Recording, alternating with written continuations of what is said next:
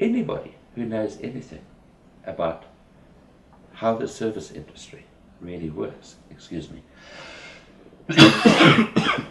if we just take the building industry as an example, invariably your raw materials are the least of the expenses involved.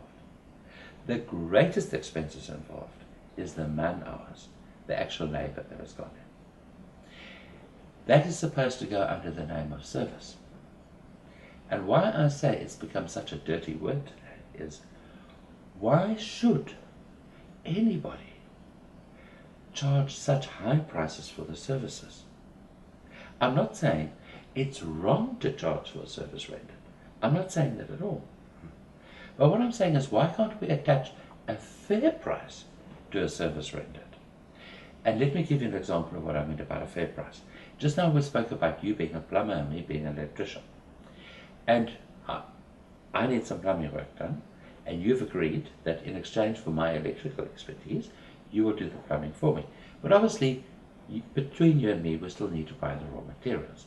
As it is my plumbing job, I'm responsible for buying the raw material. But there shouldn't be any charge for the service, because the service that you're rendering me is the same service that I'm going to be giving you as an electrician. You're going to give it to me as a plumber, I'm going to give it to you as an electrician. So really we're only talking about raw materials. Mm-hmm. But there are other cases where one needs to pay for the service because that's all there is. So the example I'd like to use is, let's say, a child that needs to be educated. So you have a child that now needs to go to school, and somebody in your community happens to be a school teacher. So you go to that school teacher and you say, look, will you teach my child?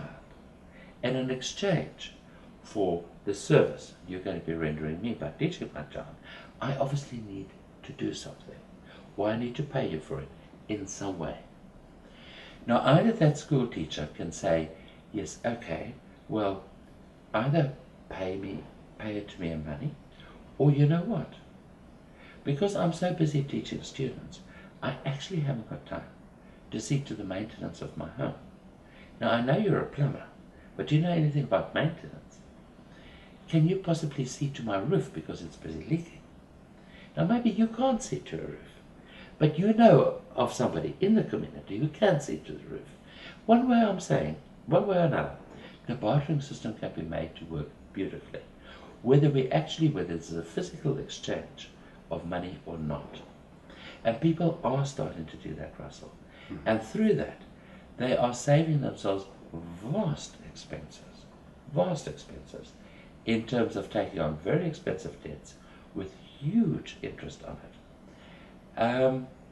The same thing is happening, for example, in the insurance industry today.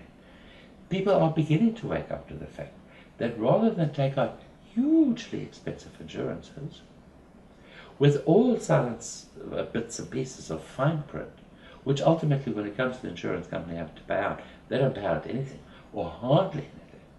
People are starting to wisen up to that. So rather than buying expensive insurances, hugely expensive insurances, they are rather starting up, let's say, like a community fund, where they all contribute X amount every month towards their medical expenses or towards some form of insurance, if you like. It's costing them a fraction. They're in charge of their own money, and more wonderful than anything else, they are actually in charge of their own personal power. They're not handing it over to some big brother who makes them the promises that, most wonderful promises, but never delivers on the promise.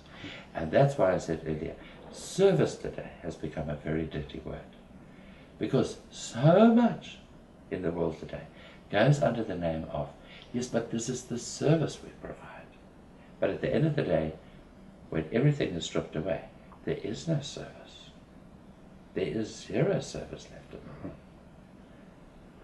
So it all seems dependent on what you said just now, that change in mindset in a way, because people, in order to make this work at a practical level, of bartering, requires that cooperation. Yes. In a community, let's say. And isn't that half the problem, that people don't really seem to live in communities anymore? They don't. They live very isolated. If you look at big cities, Yes. and you live in your apartment, there's many people that don't even know their neighbors. Yes. And there's one brick wall between them and the neighbor. So it seems like that's the beginning, you know, Yes. of Indeed. that cooperation. Yeah. Théun, having mentioned bartering, what came up for me with respect to bartering is tax. And tax seems to be one of those subjects that might overlap between money, economics and politics, because it seems inextricably linked Yes. with all three. What is your view on tax? Firstly, as a method for a government to procure money, and is there any real validity behind tax per se? I'm just asking because Yes. it's an intriguing. Russell, again, I feel that tax, as it's practiced today, is actually a huge crime against humanity. I feel the principle behind taxation is very good. The principle being that everybody who's busy earning money contributes something of what they earn towards the well-being of the greater whole. And of course, the well-being of the greater whole is dependent upon the well-being of the individual. In other words, if an individual is in need, the greater whole will see to the needs of that individual. But likewise, in order for that to happen, the greater whole must also be healthy and must be in a position to help the individual. Now that's the basic principle behind the real law of taxation, if you like. And I have no problem with it. I feel that, as it stands, is a very, very good system. But we all know that that is not where taxation in the world is at today. In other words, people are being taxed half to death. But the very people that are being taxed see no benefit from those taxes.